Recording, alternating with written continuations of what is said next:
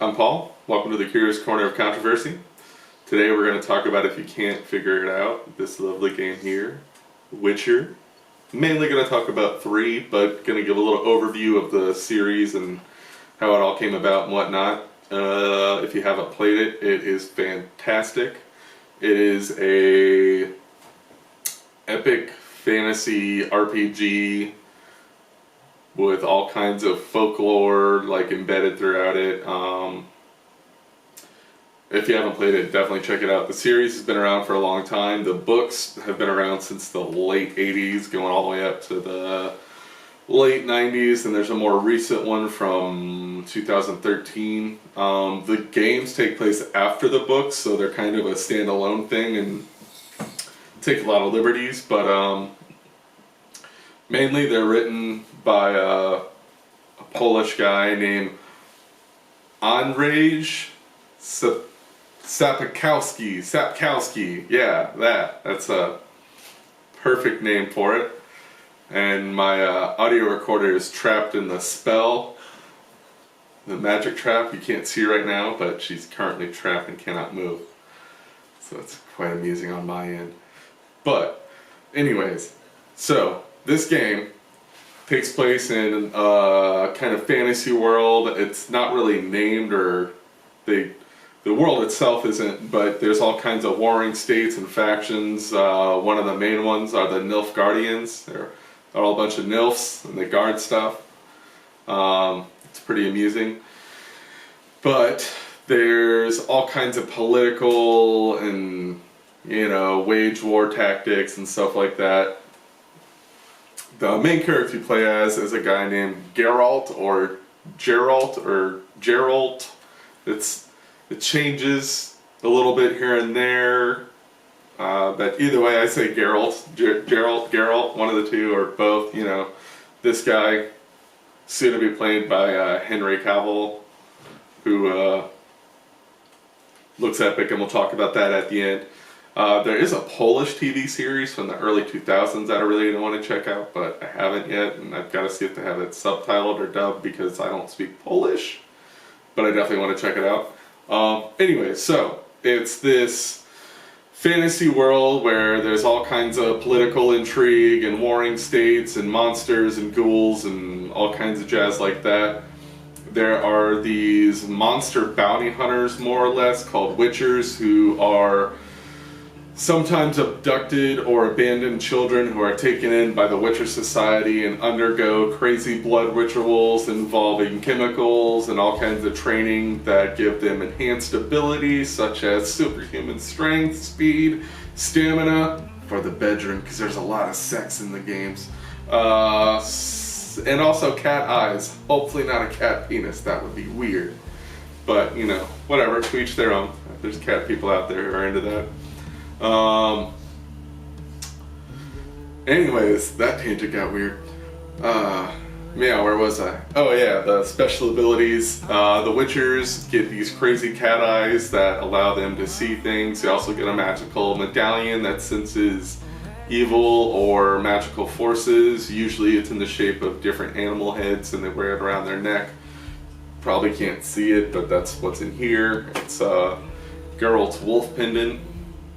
Geralt is also known as the White Wolf and the Butcher of Bavakia.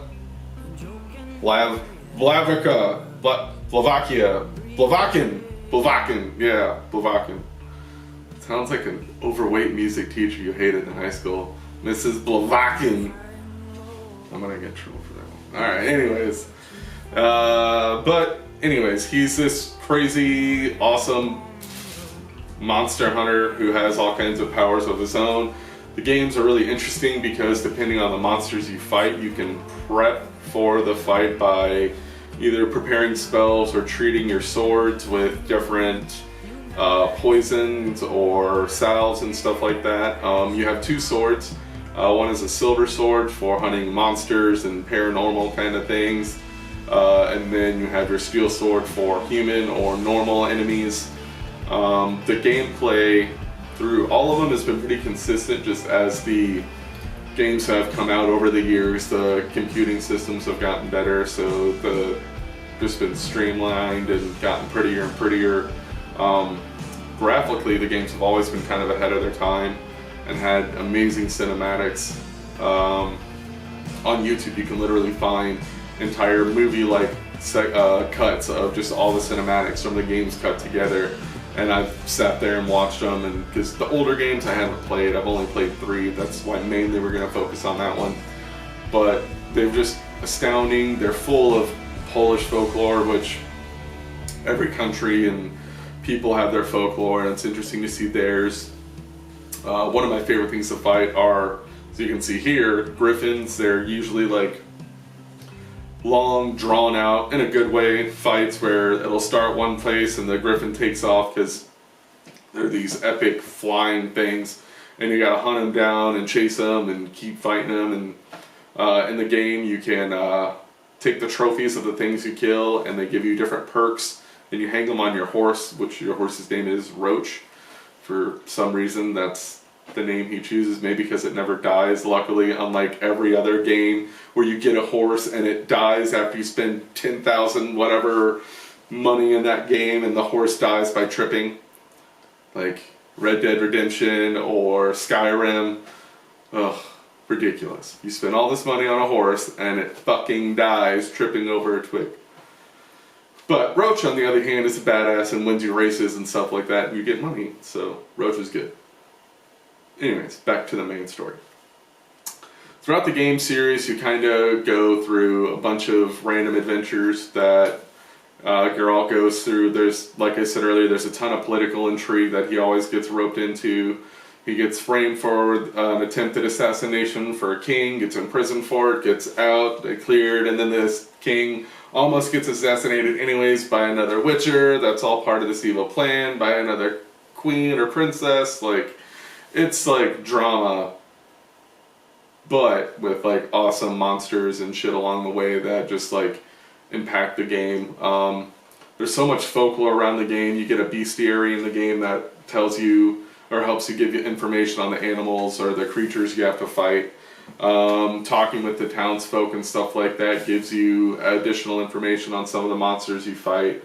You get a few different magical powers. There's the magical trap that like makes sure the enemy can't leave that circle and weakens them.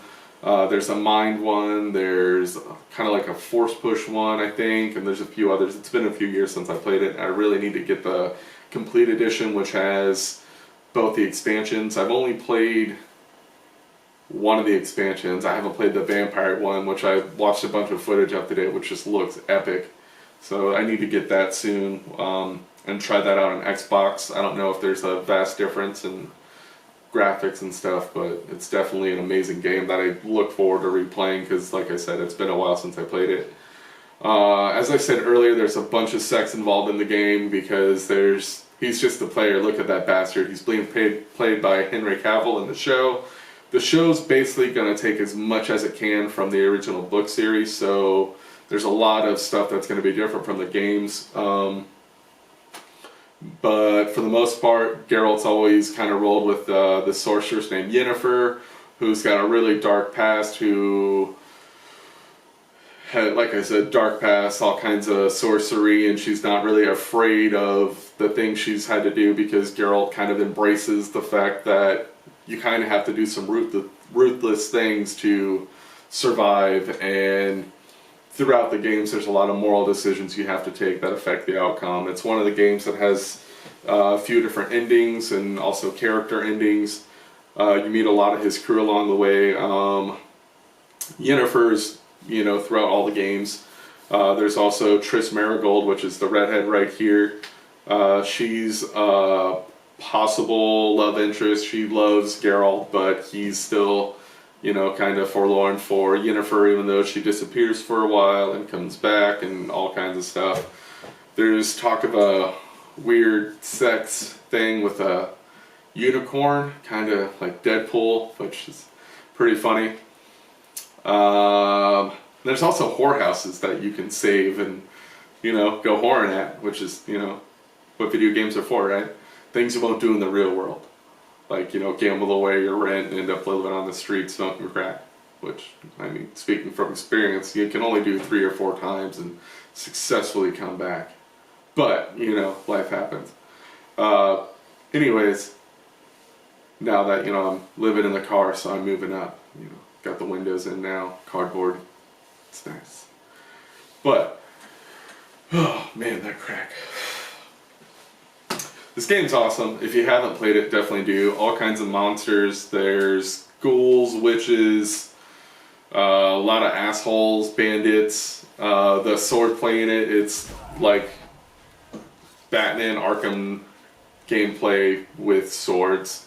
It gets real fluid at times, and you could really mix it up with the different poisons you can prep on your weapons and stuff like that. Visually, like I said, they've always kind of been ahead of their time with their graphics.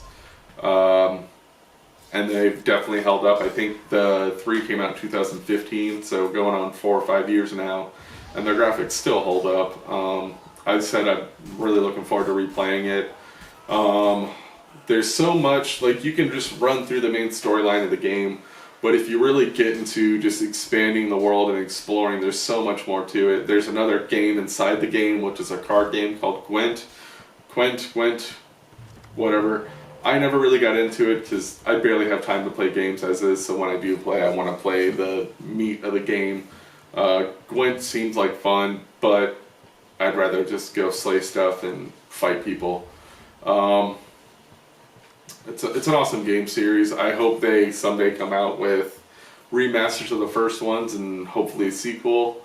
I don't think they're going to. The only thing that Project Red has talked about is, I think they already released the card game for Gwent, the actual one, so past that I think Witcher's kind of dead in the water as far as games go. Maybe with the show coming out, which looks fucking epic, maybe they'll make something based off of that more straightforward from the games, or from the books rather, because from what I've read, I really want to read the books. They're a lot different, but in subtle ways, I guess. But this show looks amazing. The graphics look awesome. Henry Cavill's favorite actor of mine. I loved him in Man of Steel, which a lot of people hate, but that movie is like one of my top comic movies, even though DC's kind of rare with their good movies lately. Shazam was a standout one, but Man of Steel's, I don't know, a lot of people hate it. I fucking love it. It was fantastic. But Henry Cavill as Geralt, I think, is going to be awesome. Like, some of the scenes from the trailer just look epic. There's stuff where there's a scene where in the games you can poison yourself too much by like using the potions and stuff you can concoct to drink to make you stronger for the fights to come. And there's a scene in one of the trailers where something like that's going on, and his eyes turn just pure black, and he looks nuts. And I'm excited to see where that goes. I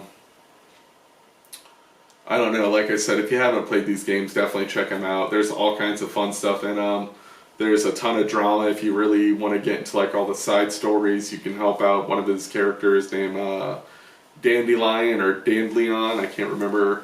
Dandelion, I think is how it's pronounced. He's an actor, fop, philanthropist, ladies' man, pisses off everybody, screws everybody, talks highly of himself. He follows Geralt around and kind of barters his stories and turns them into plays and stuff like that. I believe there's a mission that you actually help write one of the plays or something like that, and you can sit there and watch it, which is kind of interesting.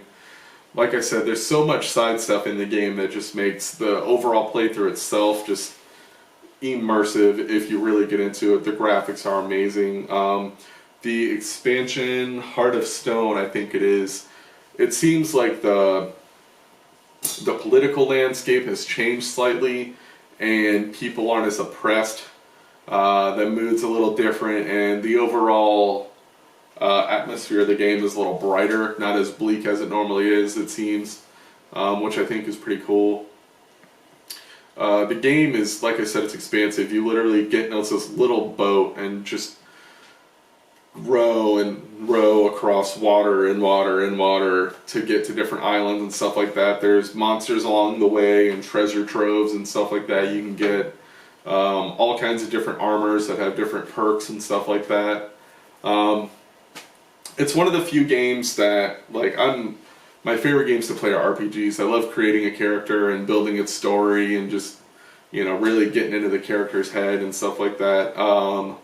This is one of the few games where the character is so strong on his own that you don't need that, and the more you play the game, really gives you a way to change his character.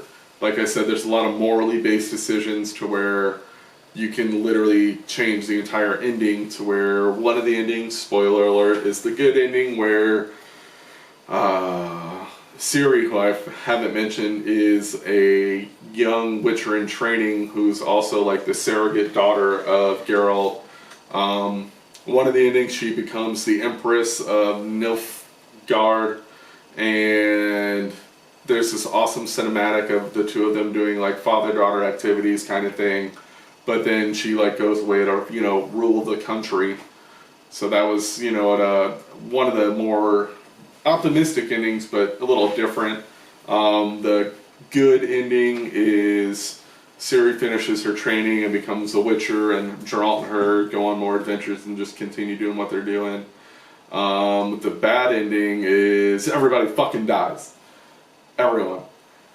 Ciri dies, Geralt dies, fucking the cute animal side thing fucking dies, somebody gets an arrow in the face, I'm sure at some point, just tears, heartbreak, nothing good.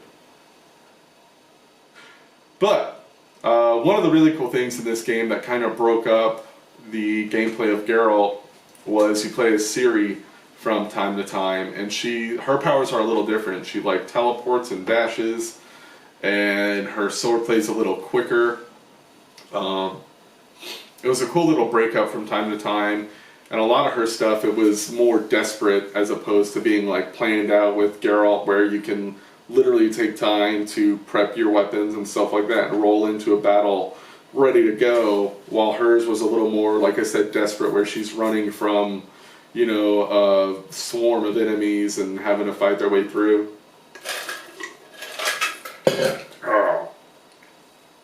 Water problem. 12 seconds later. Alright, sorry folks, we had some technical difficulties. I spilled water down my frontage. We had to make sure the mics weren't messed up and stuff like that, and, you know, as many of you were hoping that I'd get electrocuted and die, I'm sorry, you're stuck with me for a little while longer. Anyways, back to the game. We were talking about some stuff, I don't remember what, so I'm just going to pick up at a thought. Throughout the game, you're being chased and or chasing the Wild Hunt, which are these gnarly, undead, ghost-like, physical, phantom embodiments of fucking hatred, who look for the best hunters and gather them to go hunt other creatures and things and just wreak havoc on everybody and basically go around the realm in a weird plane drifting pirate ship that floats in the air. So that's cool. Throughout the game, they're after Ciri because she's got all kinds of cool powers and a weird bloodline thing going on as well. One of the endings, they get her kind of thing, and Geralt kind of gives himself up in her place. All kinds of stuff happens. But, like, I don't know. The game's just awesome. Pick it up, play it if you love RPGs. If you don't like RPGs, I'm sure there's something about this game that'll draw you into it. The creatures are fucking amazing.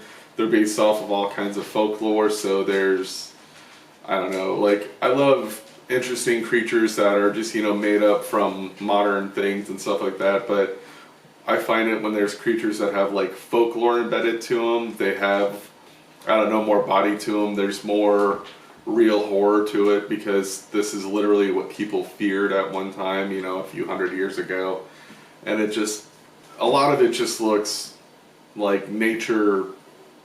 2 hours later. Okay.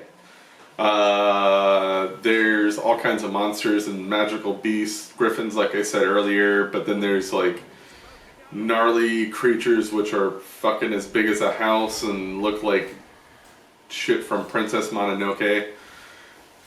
I don't know. The game's awesome. If you're into fantasy and RPGs, pick it up, play it. Like I said, if you're really into getting into the immersive side of things, the world has so much more to offer if you go around and talk with the different people and read the different books and just like really delve into the lore behind it all.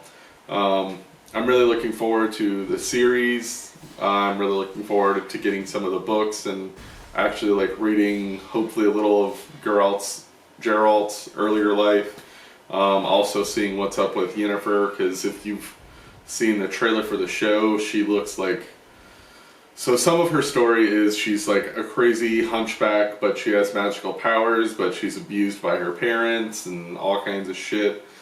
Eventually she uses a lot of her dark powers to change the way she looks and stuff like that to become the raven-haired fox that she is, that happens to steal Geralt's steely heart. So, you know, he's gonna kill this thing and then, you know, go bang some broads, as they say in, you know, the Jersey part of medieval times. But, I don't know. The game's awesome. Check it out. If you're into card games, there's that too. Gwent, one of those names. All kinds of side characters, all kinds of decision-making things that really just affect the overall end story. I don't know. I really hope they come up with a sequel or another game, or at least remaster the first two. If they're not going to remaster them, at least do yourself a favor and go check out the cutscenes all cut together to where you can at least see the story a bit. I'm also going to look into the Polish TV show and hopefully see how that is. That's that, guys. I'm not really sure. The game's great. Check it out.